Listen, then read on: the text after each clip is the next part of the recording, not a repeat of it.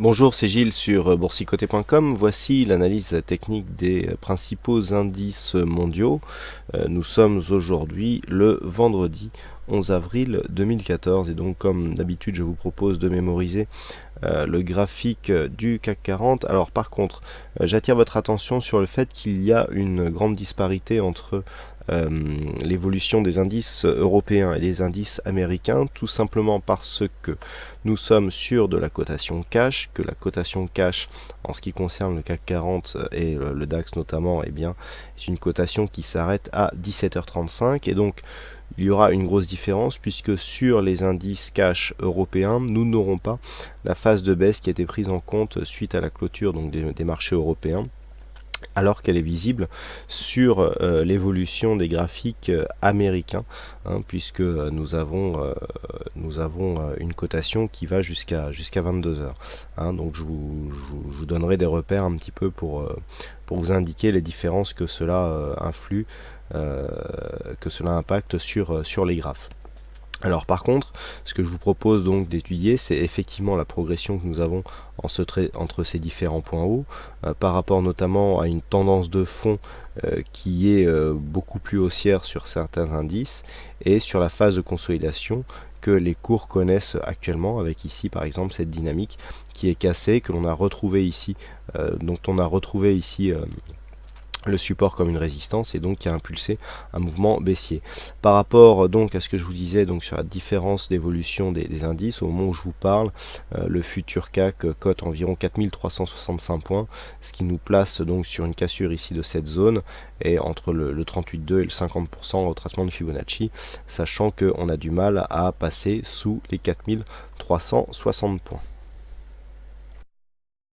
Et nous débutons donc cette analyse avec le DAX, avec notamment donc premier élément, une évolution ici des points hauts qui est horizontale et une phase de consolidation ici qui a pris de l'ampleur. Alors je vous indiquais donc une grosse différence, au moment où je vous parle, on est aux environs des 9350 points sur le contrat futur, donc ce qui nous place peu ou prou sur les mêmes niveaux que l'équivalent CAC, puisque nous sommes là aussi entre les retracements de 38,2 et de 50%.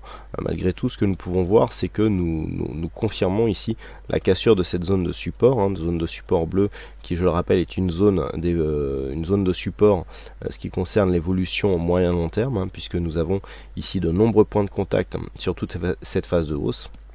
Et que lorsque l'on arrive ici, nous avons une cassure, on a tenté une remontée mais qui n'a pas donné de plus haut significatif. Alors pourtant on a commencé à s'extirper ici de cette zone de consolidation en venant toucher ce point haut qui est similaire à celui qui avait été coté sur cette séance du 26 février, puisque nous sommes ici sur un plus haut à 9720,66 et nous sommes là à 9721, donc moins d'un point d'écart.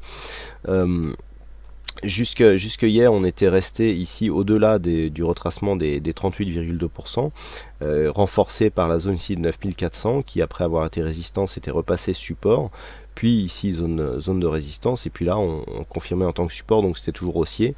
Donc là, on affaiblit la dynamique, on vient ici coter entre les retracements de 38,2 et 50%.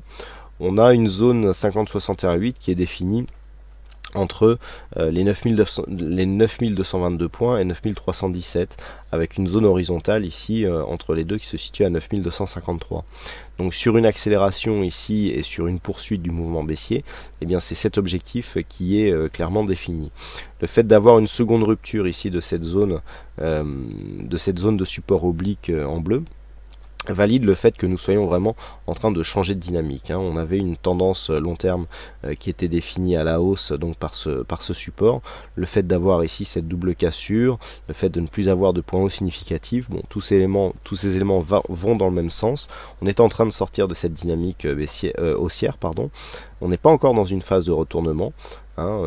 L'évolution ici de ces points hauts nous montre plutôt une phase de stabilisation des cours, mais il est clair que la dynamique haussière telle que nous l'avons connue depuis maintenant quelques mois est en train d'être invalidée, en tout cas dans sa continuité. Donc ici pour l'instant on est entre 9003 et 9004. Du point de vue des indicateurs, on est sur une phase de baisse, phase de consolidation. Il n'y a pas de gros mouvements. On voit aussi au niveau des volumes que c'est relativement stable. On a une dynamique ici qui est tranquillement baissière sur les oscillateurs et sur le MACD. Une volatilité qui reste dans les clous, donc c'est ça reste un mouvement technique, hein. D'ailleurs il n'y a pas de grosses nouvelles, hein, qui sont venues étoffer cette phase de baisse, ou en tout cas l'expliquer. Donc voilà, on est vraiment sur de la phase de consolidation technique, même si ça paraît un peu brutal et totalement inattendu. Donc les zones à surveiller sur ce DAX, hein, pour cette semaine, eh bien c'est tout simplement la zone des 9250 points sur une continuité baissière, et puis si les cours ici se reprenaient par exemple après un contact avec la zone 50-61-8 et revenaient ici sur une zone de point haut, eh bien ce qu'il faudra surveiller, c'est la zone des 9720 points, puisqu'elle définit une zone de point haut que le DAX a testé à 2 reprises, hein, sans arriver à valider une poursuite du mouvement haussier suite au test de cette zone. Donc une sortie donc au-delà des 9720, confirmé ici par un plus haut supérieur à 9800 points, eh bien validerait une continuité de tendance qui serait haussière, mais définie par une dynamique différente que ce qu'elle était lors de l'évolution ici au-dessus du support bleu, mais on pourrait repartir effectivement à la hausse. Par contre, une rupture à terme, hein, donc là on parle pour plusieurs jours, une rupture de cette zone ici des 8913 points validerait un retournement, hein. Là autant on est sur une phase de sortie de dynamique, on n'a pas encore de signal de retournement. Par contre ici sur une cassure baissière des 8913 points, eh bien il y aurait signal d'un début de tendance qui deviendrait baissier. Après, si l'amplitude de cassure reste ici dans la même fourchette, on aura un biais légèrement baissier. Par contre, si l'amplitude ici grandit, eh bien il pourrait y avoir une dynamique nouvelle qui serait amenée à se mettre en place. Sur le FTSE, donc l'indice anglais, on est sur une tendance qui est neutralisée depuis bien longtemps. Il n'y a pas eu cette phase de hausse, hein, qui a permis un retour ici sur une zone de point haut. On est resté bien en dessous. Alors par rapport à la tendance moyen long terme sur le FTSE, le message est relativement clair. Là ici nous avons des zones de point bas qui sont définies autour de 2012. Vous voyez qu'on vient chercher ici jusqu'à la zone de point bas qui a été connue en mars 2009. On a vraiment un support ici long terme qui est très significatif, et on voit, hein, que nous avons de multiples points de contact ici, là avec une petite sortie mais qui a été réintégrée, ici un point de contact encore, et donc nous avons de nombreux points de contact sur cette zone de support, hein. Vous voyez, on en trouve encore ici, donc c'est vraiment un support hautement significatif. Alors le fait d'avoir une évolution de cours qui casse, hein. Donc dans un premier temps c'est un peu comme le DAX, hein. On a cassé une première fois, on a réintégré, on a fait un poids haut comparable au précédent, et puis on est venu recasser une deuxième fois, sauf que là nous sommes sur une phase où il y a cassure, on a marqué ici une zone de point bas, et on est venu retrouver ici cette zone de support comme zone de résistance, et au moment où je vous parle, alors le FTSE est en train de coter 6505 points, donc 6505, on est tout simplement sur cette zone ici de support en train de tester, voire, hein, pour avoir une cassure. Donc là on est clairement sur une inversion de polarité, on est en train de s'inscrire dans un mouvement baissier, avec ici cassure de cette zone de support, peu d'amplitude par contre sur la cassure. On revient ici chercher cette zone comme une zone de résistance, et là on commence à s'écarter et venir inscrire de nouveaux points bas.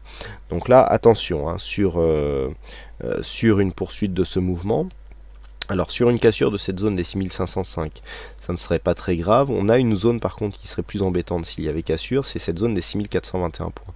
Avec ces deux points bas ici, elle validerait vraiment, elle changerait la sortie de dynamique ici au profit d'une tendance neutre vers une dynamique qui deviendrait baissière. Alors lorsque l'on prend un petit peu de recul, on a quand même ici une zone avec plusieurs zones de points bas qui laisse encore de la marge, hein. Vous voyez que si on vient ici sur cette zone des 6005, hein, sur laquelle nous sommes actuellement, ou sur cette zone des 6420, c'est pas encore, on n'a pas encore de vrai signal de retournement.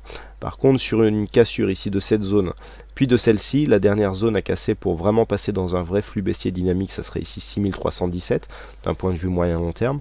Là, effectivement, on pourra avoir un retournement majeur avec une accélération du mouvement baissier. Du point de vue des indicateurs, donc nous avons un RSI et un stochastique qui sont relativement neutres.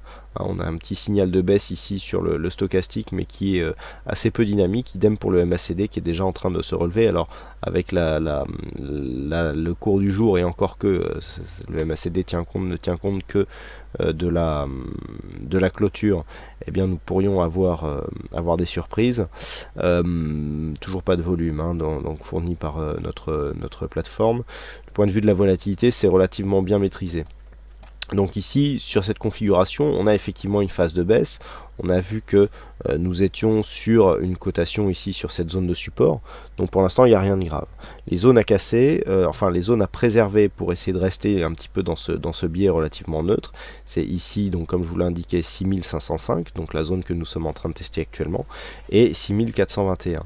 6317, dernier rempart avant une baisse prononcée. Et puis tant que les cours restent ici, dans le cas d'un retour à la hausse, tant que les cours restent ici sous cette zone des 6870 points, on est toujours sur une phase de neutralisation.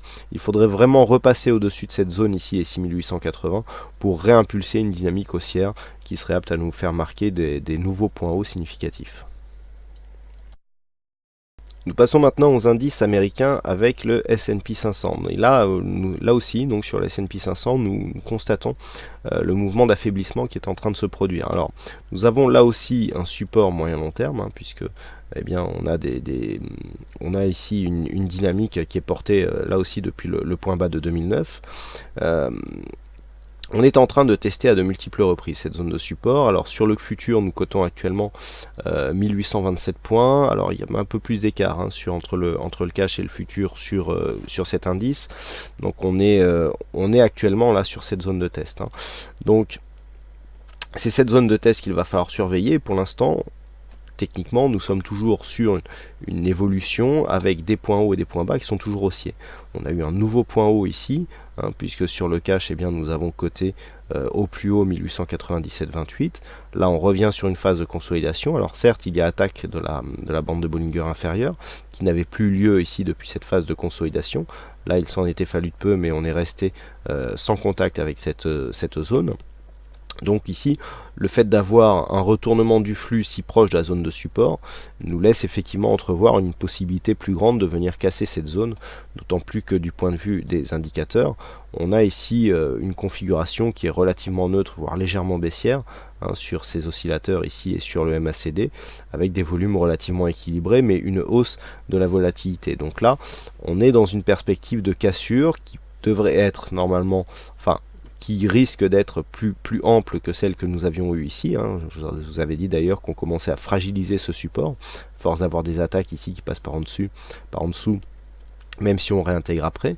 Là, si on vient encore une fois passer cette zone de support et puis marquer une zone d'amplitude supérieure à ce que nous avions sur cette zone, eh bien on aura aux mêmes causes, les mêmes effets, une neutralisation de cette tendance qui irait vers une neutralisation aussi de la dynamique, puisque pour l'instant il n'y a pas de signal de retournement, on a toujours une succession de points hauts et de points bas qui sont ascendants, et donc pour l'instant, donc phase d'affaiblissement de cette dynamique. Pour vraiment venir réorienter la tendance moyen terme dans un flux baissier, il va falloir commencer par casser ici cette zone des 1740. Donc pour l'instant, on en est loin. On est presque 100 points au-dessus. Donc pour l'instant, le risque n'est pas réellement immédiat. Le risque immédiat, c'est de venir casser ici cette dynamique et de s'inscrire dans un mouvement neutre. Donc les zones à surveiller ici, 1820, puis cette zone ici des 1770, nous avons 1793 comme zone intermédiaire. Par contre, si les cours repassent à la hausse et redépassent ici la zone des 1900, eh bien on aura tout simplement un signal de continuité de la tendance haussière moyen-long terme.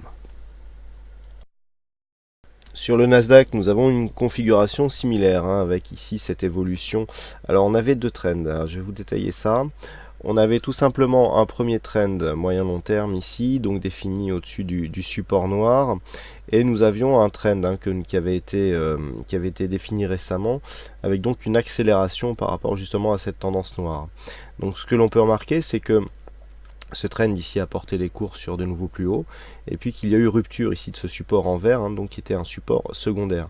Et lorsque l'on détaille un petit peu la cassure, nous avons un petit peu la même chose que ce que nous avions sur les supports précédents, à savoir ici donc une évolution donc, qui se faisait au sein d'un biseau d'élargissement. Nous avions ici un point bas qui était sur le retracement des 61,8% de Fibonacci, sauf que là sur la phase de hausse, c'est la rupture donc de ce support. On revient encore une fois tester le Fibo et cette fois-ci on le casse. Donc là clairement il y a une probabilité accrue de revenir ici sur cette zone des 3420 points, d'autant plus que juste après on revient tester ici cette zone de support comme une résistance et qu'on accélère à la baisse. Au moment où je vous parle, on est à 3477 sur le futur Nasdaq. Il y a aussi un petit peu d'écart avec le cash, donc on est cohérent avec cette zone de point bas, mais sur la rupture ici de cette zone de support des 3500 points, eh bien il semblerait que maintenant l'objectif soit situé à 3420 points. Alors par rapport à l'évolution, on est là aussi sur une neutralisation de la dynamique. On voit bien ici que cette zone de 3420 a déjà provoqué 2 rebonds significatifs. Par rapport à la tendance de fond, on peut voir que 3420 ne représente pas un signal de retournement baissier et qu'il est possible de rebondir encore une fois sur cette zone. Donc pour l'instant, on est un petit peu comme sur les autres indices, neutralisation du mouvement tant que les cours restent sur ou au-dessus de la zone des 3420 points. Par contre, sur une rupture, effectivement, il y aurait inversion de la polarité et donc de l'évolution, puisque nous repasserions sur une rupture de précédent point bas avec donc un nouveau point bas inférieur au précédent, ce qui caractérise d'après la loi Dodo l'entrée dans une tendance baissière. On a une évolution qui plus est en daily qui se fait maintenant donc entre la bande de Bollinger inférieure et cette moyenne mobile 20 exponentielle. Donc là on a une confirmation, Nasdaq sous-performe, c'est lui qui a, je dirais, qui a montré les plus gros premiers signes de faiblesse. On a une forte baisse sur le Nasdaq ici sur cette séance avec notamment sur le cash une perte hier de, alors si ça veut bien s'afficher, voilà, de moins 3,13%. On voit ici que la moyenne mobile 20 exponentielle a vraiment joué son rôle de résistance, donc là on est vraiment dans un vrai flux baissier d'un point de vue court terme. Donc là l'objectif des 3420 est tout à fait cohérent. Nasdaq sous-performe le reste du marché actuellement, c'est dû notamment à son exposition aux valeurs techno qui sous-performent actuellement, après avoir fortement surperformé. Donc zone ici à surveiller 3420. Si on revient ici au-dessus des 3680 points, on pourrait avoir une reprise en main du marché de cet indice par les acheteurs, avec donc un objectif qui se situerait à 3740 points. Sur une rupture des 3740 points dans les prochains jours, voire prochaines semaines, il y aurait une relance de la dynamique haussière du point de vue court terme et moyen terme. D'après les indices, les indicateurs, on a une neutralisation ici, voire même une progression légèrement baissière sur les oscillateurs, et un MACD qui souligne la progression baissière, et idem pour les volumes, avec ici on voit des volumes sur les séances baissières qui sont supérieurs aux volumes lors des séances haussières, et une hausse de la volatilité. Donc tout ça va dans le sens d'une poursuite de la consolidation. Et enfin le Nikkei avec une configuration légèrement différente. Donc nous avions ici cette phase de hausse qui a été cassée sur gap. On est revenu dans la semaine chercher ici cet ancien support comme une zone de résistance, et depuis on accélère à la baisse. Alors là aussi on a une baisse qui peut paraître ici très dynamique, mais lorsque l'on replace un petit peu dans le contexte, voilà, on a quelque chose qui reste dans l'évolution actuelle, avec donc cette sortie de trend qui consolide sur 50-61,8%, et depuis on se stabilise, on est revenu ici chercher le 50%, il n'y a pas de vrai directionnel qui se met en place. Alors tant que l'on reste au-dessus des 14 000 points et sous cette zone ici des 15 400 points, on est dans une neutralisation de la dynamique. Alors attention, par contre sur la tendance court terme, on a quand même un signal qui, s'il était confirmé, pourrait nous emmener beaucoup plus bas. Je veux bien sûr parler de cette progression haussière ici le long du support, et dont le support a été confirmé comme résistance ici sur cette phase. Le fait de redépasser ici cette zone d'évolution à la baisse, eh bien, pourrait nous placer dans une configuration un peu plus baissière que ce qu'elle est actuellement.